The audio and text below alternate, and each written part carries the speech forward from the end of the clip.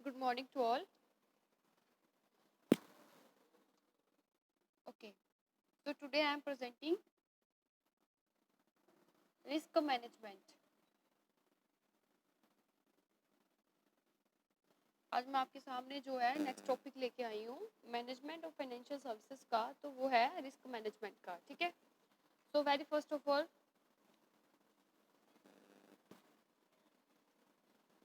Just few seconds.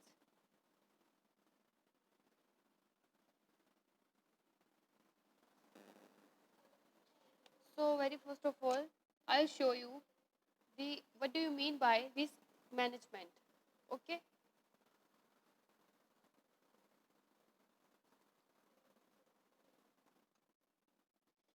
risk management is concerned with identifying risk and drawing up plan to minimize their effect on a project.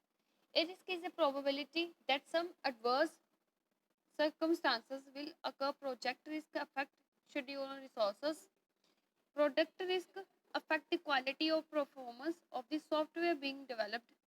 Business risk affect on the organizing, developing और procuring the software. हमारे पास जो risk management होता है ये दो words का combination होता है। जो रिस्क है वो रिलेटेड होता है कि जो कुछ अनसर्टेनिटी जो चीज़ें होती हैं जो हमारे साथ होनी होती है, जहाँ हमारे रिस्क में होती है। Even life is also uncertainty. Okay, it is also concern with risk. हर चीज़ जो है रिस्क के अंडर होती है। आप कोई भी काम करते हो वो रिस्क के अंडर होता है। रिस्क होता ही होता है हर चीज़ में। चाहे आप घर से निकलते हो, बाइक पे निकलते हो, आपको नहीं पता आगे क्या होएगा, उसमें भी रिस्क होता है। हर चीज़ में रिस्क होता है। तो ये मैनेजमेंट जो रिस्क का इसका है कम्बिनेशन है, इसको हम कैसे यूटिलाइज करेंगे। दी very first of all, risk आपका हर हर प्रोफेशन में, हर प्रोफाइल में, हर फील्ड में होता है। ठीक है, तो दी वेरी बेसिकली अगर आप कोई प्रोजेक्ट बनाते हो, ठीक है, आपको उसमें कुछ टेक्निकल इश्यूज आ गए, उसमें भी कोई ना कोई रिस्क अफेक्ट करेगा, रिफ्लेक्ट करेगा। आफ्टर दैट अगर आप कोई प्रोडक्ट बनाते हो तो उसकी क्वालिटी को लेके भी कोई रिस्क हो सकता है। ठीक है, उसकी क्वालिटी को लेके हो सकता है रिस्क आ सकता है, जो आपकी परफॉर्मेंस को खराब कर सकता है, कुछ सॉफ्टवेयर में डेवलप ना हो। ठीक है, उसके बाद अगर बिजनेस रिस्क की बात करें तो इसका सीधा सीधा इफेक्ट पड़ता है ऑर्गेनाइजेशन के ऊपर, ताकि उसकी डेवलपमेंट नहीं हो पाती, उसकी जो मार्केट में गुडविल है वो इंक्रीज नहीं हो पाती है। ठीक है, तो ये सारी चीजें हैं जो रिस्क मैनेजमेंट में रिफ्लेक्ट करती हैं। Okay, so very first of all, what do you mean by risk management?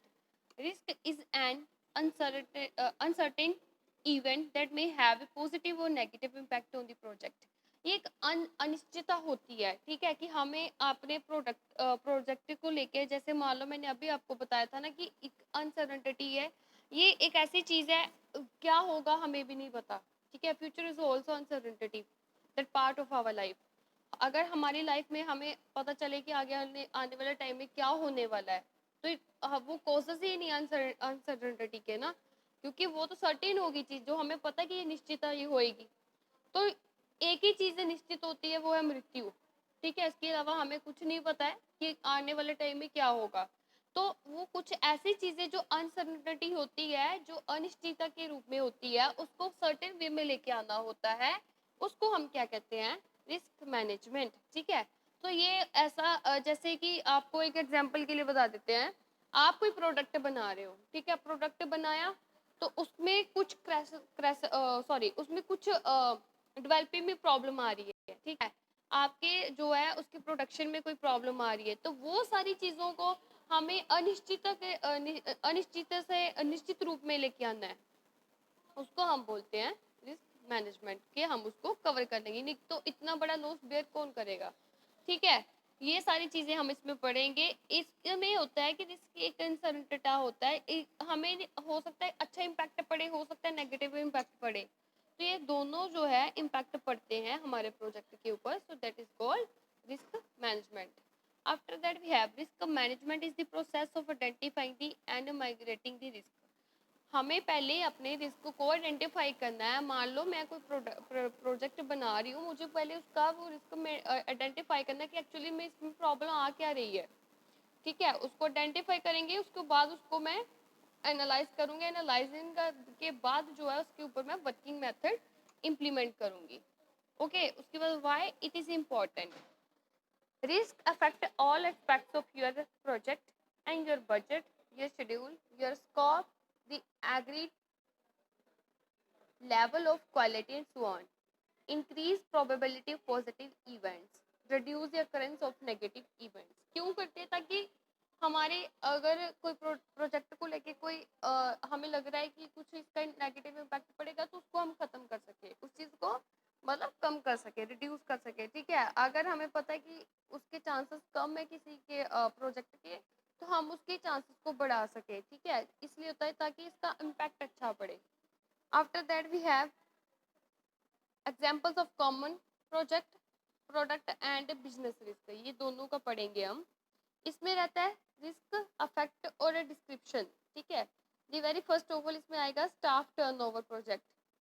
इसमें सबसे पहले आता है स्टाफ टर्नओवर, अफेक्ट क्या रहेगा, प्रोजेक्ट रहेगा, और description experienced staff will leave the project before it's finished. ठीक है, बहुत आसान सा है। आगे है management change project, there will be change of organisational management with different priorities. Hardware unavailability project, hardware this is the essentially for the project will not be delivered on schedule. Requirement change project and product, there will be a large number of changes to the requirements than anticipated.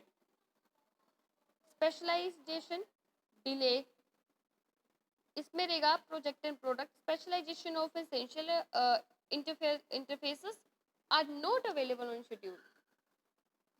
Size underestimate, इसमें रहता है हमारा project and product, the size of this system has been underestimated. ठीक है, तो ये सारे causes है। इसमें रहता है case tool and under performance, case tool which support the project do not perform as anticipated।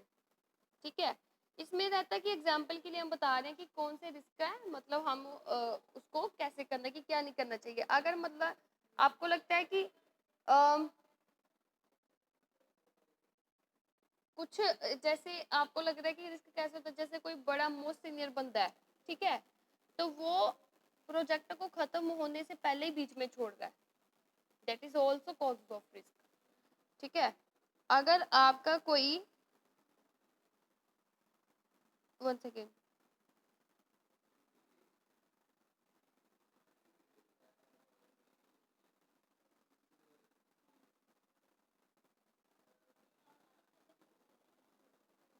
Requirement changes में हम कुछ कर देते हैं, जैसे किसी चीज़ की रिक्वायरमेंट है उसके हम चेंजेस कर देते हैं, वो किसी भी चीज़ को लेके हो सकता है, वहाँ पे भी रिस्क आ सकता है। ठीक है, क्योंकि हमने ऑलरेडी उनकी स्ट्रेटेजी पहले ही प्री प्लान करके रखी होती है।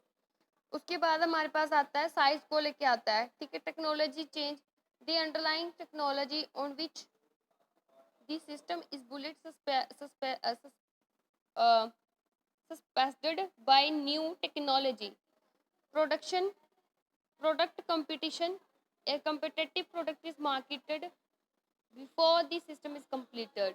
ठीक है, तो ये एग्जाम्पल के साथ था कि बिजनेस रिस्क विद एग्जाम्पल के साथ जो हमने अभी आपको बताया है।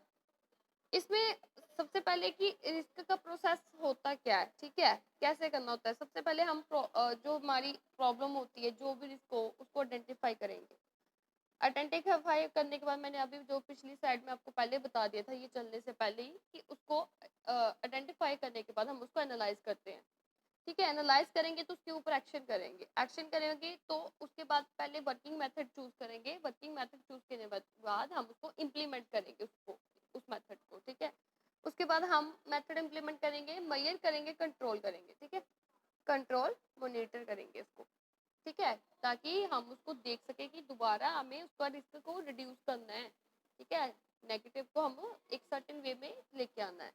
ठीक है, सो दी वेरी फर्स्ट हमारा द रिस्क मैनेजमेंट प्रोसेस। इसमें सबसे पहले identifying, risk analysing, planning and monitoring.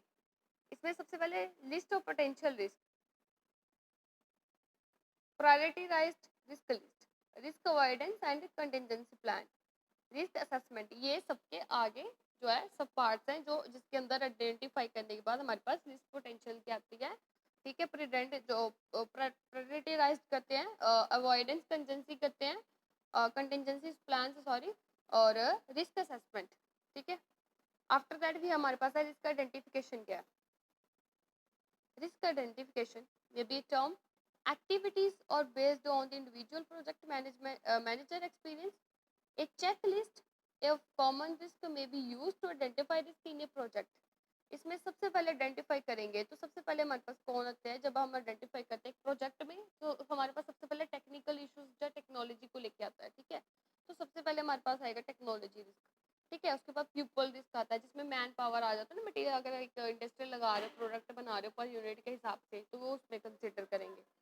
Organisational risk आएगा, रिक्वायरमेंट रिस्क आएगा, और एस्टिमेशन रिस्क आएगा। कभी कभार हमारा एस्टिमेशन गलत हो जाता है तो एस्टिमेशन रिस्क भी इसमें कंसिडर करेंगे। Example of different risk types, उसमें हमारे कितने हैं, टेक्नोलॉजी में आएगा the data be use in the system control can not process as many transaction per second as expected. Reusable software components contain defects that mean that cannot be refused as planned. Pupil, it is impossible to recruit staff with the skills required. Key staff are ill and unavailable at critical times. People require training for staff is not available. Organizational, the organizational is restricted so the different management are responsible for the project. Organization financial problem forced reduction in the project budget. हाँ, ये एक बहुत बड़ी risk होता है। Tools में आएगा, tools techniques का तो बहुत आसान सा है। रिक्वायरमेंट में क्या आता है, changes to requirement that required major decision rework are processed, customer fall to understand the impact of requirement changes. Estimation, the time required to be developed and software is underestimated, the rate of defect repair is underestimated.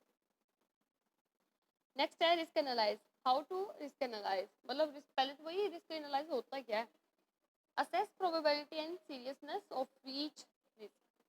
ठीक है, हर चीज को बड़े ध्यानपूर्वक हमने देखना होता है, प्रॉपर एनालाइज करना होता है कि कहाँ पे प्रॉब्लम आ रही है, कहाँ पे हमारी अनिश्चितता दिखाई दे रही है। प्रोबेबिलिटी में भी वेरी लो, लो मॉडरेट, हाई और very high. Risk consequences might be catastrophic, serious, tolerable और इनसिग्निफिकेंट। रिस्क टाइप्स और एग्जांपल। रिस्क कौन कौन से है, financial problem force reduction in the project budget, जिसमें प्रोबेबिलिटी रहेगी उसकी लॉ। ठीक है, और इफेक्ट करेगा उसके ऊपर। It is impossible to recruit staff with the skill required for the project. Key staff are ill और critical times in the project, ये आप देख लेना एग्जांपल्स के साथ। After that we have a how is it done in project? Manage, make risk management part of your project. Identify risk earlier in project. Communicate about risk. Consider both theaters or opportunities. Clarify ownership issues. ये सारे है कि हमें करना कैसे होता है। सबसे बड़ी बात यही होती है कि आपको सबसे पहले उसको आइडेंटिफाई करना है प्रॉब्लम को। ठीक है, जब तक आप उसको आइडेंटिफाई नहीं करते हैं तब तक आपका जो है रिस्क एनालाइज करने का तो बनता ही नहीं, क्योंकि सबसे पहले हम उसको एनालाइज करेंगे ना, मॉनिटरिंग तो हम लास्ट में जाके करेंगे ना। मॉनिटर तो हम उस तब उसको करेंगे जब हमें पहले आइडेंटिफाई करेंगे कि what the main fact on the project. ठीक है, प्रोजेक्ट के ऊपर किस चीज़ का नेगेटिव और पॉजिटिव दोनों बोल, मैंने पहले भी बताया ये दोनों हो सकता है। तो डिपेंड करता है कि आप उसको पहले एनालाइज करते हो, पहले उसको एनालाइज करेंगे। ठीक है, वर्किंग मेथड चूज करेंगे, कौन सा वर्किंग मेथड लगाना है पहले वो हम डिसाइड करेंगे। आफ्टर दैट उसके ऊपर एक्शन लेंगे, इम्प्लीमेंट करेंगे। इम्प्लीमेंट करने के बाद जो हमारे पास मॉनिटरिंग करेंगे, तो मॉनिटरिंग के टाइम पे जो आएगा उसके बाद हम इसको मेजरेबल एंड कंट्रोलेबल करेंगे। ठीक है, सो ये था हमारा आज का रिस्क मैनेजमेंट का प्रोसेस और पहला टॉपिक एमएफएस का नेक्स्ट और यूनिट फर्स्ट का। So if you people have any problem, आप कभी भी मुझे डिस्कस कर सकते हैं, मैसेज छोड़ सकते हैं। ठीक है, कभी भी कर सकते हैं। So thank you so much for your precious time. Thank you.